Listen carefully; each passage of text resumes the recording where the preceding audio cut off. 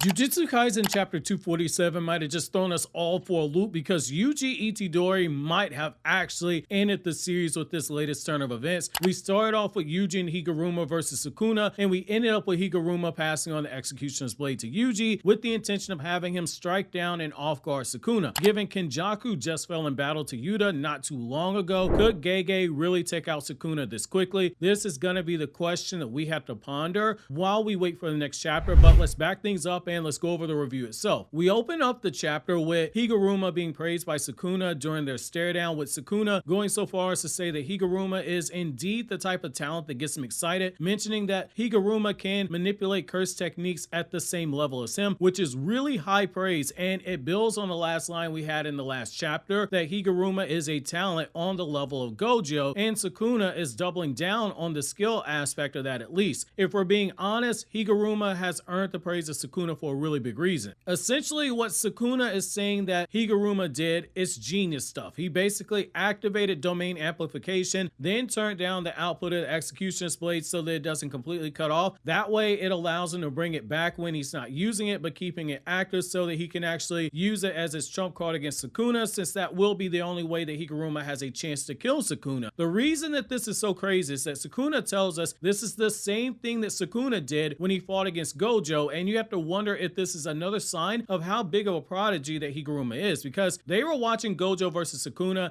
and this dude basically had his Sharingan eye cut on like he was Kakashi, copying everything Sukuna did against Gojo, and he's now applied basically the same principle that Sukuna used on Gojo way back in that fight. Which, Jesus, this dude is a true prodigy to pull this off this quickly after just seeing this in universe only a few minutes earlier. This leads to Sukuna taking enough interest in Higuruma to ask him for a confirmation of his name, which is a really big deal. When you're someone like Sukuna, it usually doesn't happen often where you meet someone who's strong enough for you to take an effort to remember their name. Usually when someone steps to Sukuna, they get the same treatment that Mahito gave to Nanami and to Nobara. They get yeeted out of the picture and there isn't a second thought given to him. It's a sign that despite Higuruma being such a young sorcerer in that he's barely been one for any real significant length in time, his talent has risen to a level that Sukuna himself is impressed. It's similar to Thanos in Infinity War remembering Tony Stark's name out of all the Avengers. He was the one who made the biggest impression and he deserved to be acknowledged, and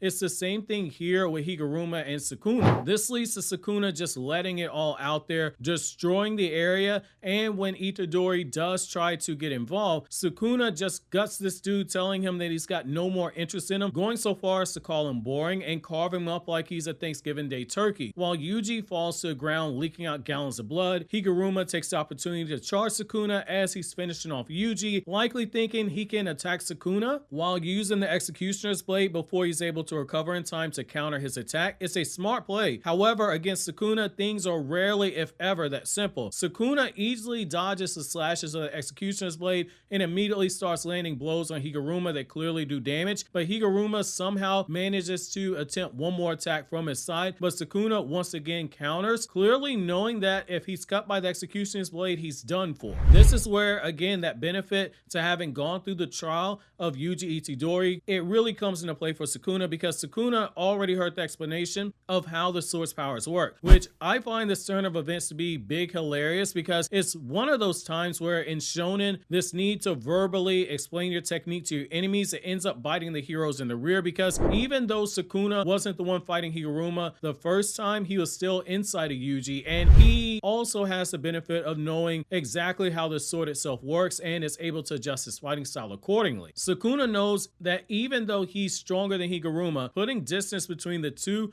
for the time being might be in his best interest momentarily, which leads to Sukuna firing off a massive dismantle that not only does wide-scale damage, but it lops off Higuruma's arm in the process. Being the savage that he is, Sukuna merely tells Higuruma to heal up, as if to say, this can't be all that you can do, how disappointing, I expected more of you. Sukuna then gets impatient and he cuts off the other arm that has the Executioner's Blade and tells him to stop playing around before he cuts off his head next, telling him that if he can't use reverse curse technique, it's going to be the end for Higuruma. Higuruma. What's interesting here is that the whole time you've gotten this idea that Sukuna was interested in the executioner's blade, yet he never makes a move forward. It could be as simple as he knew that the sneak attack was coming from afar, but given how easily he blocks the blood arrow, which means somewhere Choso is still around providing backup despite getting yeeted earlier in the fight, he has no intention of going after the sword itself right now and looks truly more fascinated with Higuruma's potential in drawing it out, and it's for a really good reason. Higuruma does indeed manage to use reverse curse technique right there on the spot, just like how he did domain amplification, and he uses it in order to heal himself and attempts to stab Sukuna, but Sukuna was one step ahead of him the entire time, and he manages to cut off his right arm before Higuruma can actually strike it, which that is another testament to how good Sukuna actually is. He's truly giving off the vibes of a final boss and making it known that petty tricks like that with distractions, they aren't going to be good enough to take him down. This is again where we see what it means when it comes to jujutsu fights. Sukuna is just on a different tier than someone like Higuruma.